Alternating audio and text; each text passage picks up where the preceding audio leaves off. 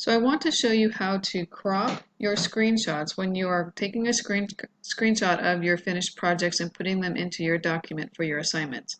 What you see right here in front of you is a typical screenshot that I've seen from several students, and it is exactly that, is a wide screenshot of their entire screen of what they see. That's what we're asking for, but what you need to do is crop your image down to just show your project. It's very difficult for me to read and see exactly what you're doing if I see the entire screen. So you need to crop it. Now, how do you crop? I will show you here right now. If you click on your image, if you double click on your image here, you will see at the top toolbar changes, and you'll see these picture tool buttons. And what you need to do is over on the right hand side is the crop tool. If you click on that, your image will show these black lines all around the image, and all you need to do is to grab those black lines and pull them down to reach your image that you want.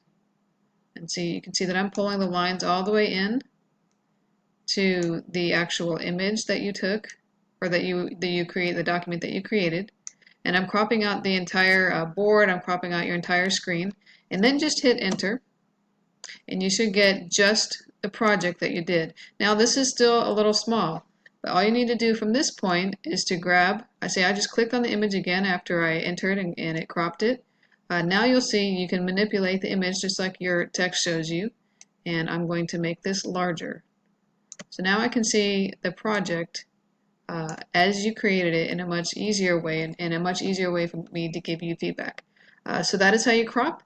And again, if you have any questions about how to do that going forward, you can always shoot me an email. I'm happy to help you.